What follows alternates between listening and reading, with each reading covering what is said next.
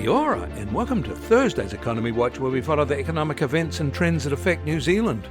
I'm David Chaston, and this is the international edition from interest.co.nz. And today we lead with news. Trump is about to make a national address at 9 p.m. New Zealand time, where he's expected to claim Iran wants a ceasefire, which Iran immediately said was false. Many expect he will also pull the US out of NATO as well, although Congress would have to agree to that to be effective. Despite the unhinged nature of it all, markets cheered the likely end of a pointless war he started.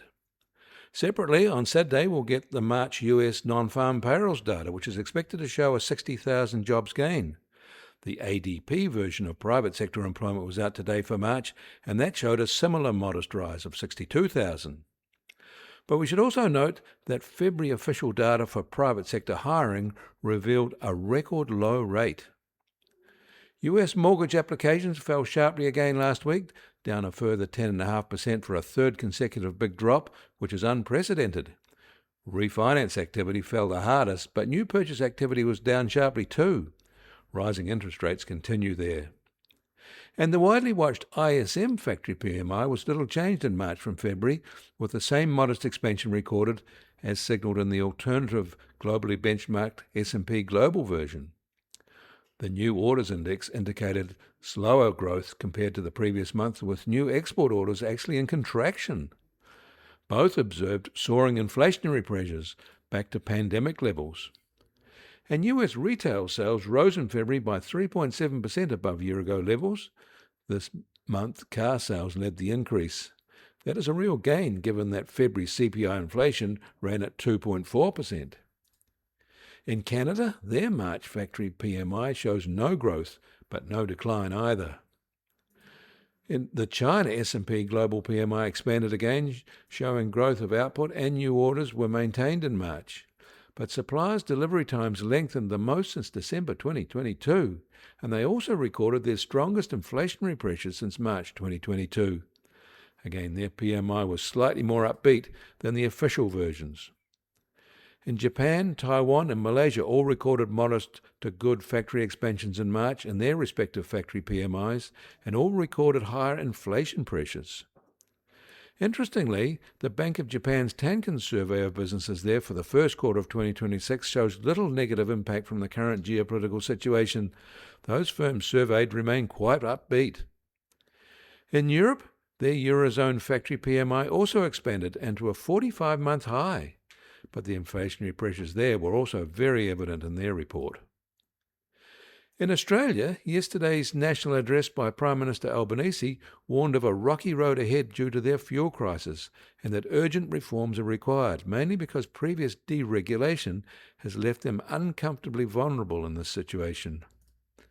Separately, their main business trade association said their industry index fell 20 points in March to be 24 points negative, the steepest monthly decline since the initial pandemic phase of the early 2020s. Industrial activity, employment, new orders and sales indicators all fell markedly in response to the emerging energy crisis. Uncertainty was the main factor, with 30% of those reporting volatility in fuel prices, freight or supply arrangements because of the energy crisis. More than a quarter of businesses said rising costs were a major pressure in fuel, freight, raw materials, resins, plastics and packaging. And there was a surge in residential consents issued in Australia in February, with 19,000 issued. That's the most for any month since mid-2021. Of note is the rise in Victoria, where over 6,000 consents were issued. That compares to New South Wales' 4,300 and Queensland's 3,900 in February. It is notable that states with relatively lower new build consenting are those with higher rises in house prices.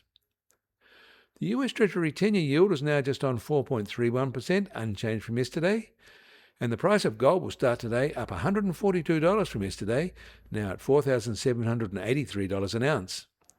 American oil prices are down $1.50 at just on $100 a barrel, while the international Brent price is down $2.50 at $102 a barrel. And the Kiwi dollar is another 30 basis points firmer against the US dollar from yesterday, now at 57.7 US cents. Against the Aussie, we're down another basis points at 83.1 Australian cents. We're up 40 basis points against the yen. Against the euro, we're up 10 basis points at 49.7 euro cents. That all means our trade-weighted index starts today up 20 basis points at just over 61.4. And the Bitcoin price starts today at $68,837 and up 1.8% from yesterday. Volatility over the past 24 hours has been moderate at just under plus or minus 1.5%.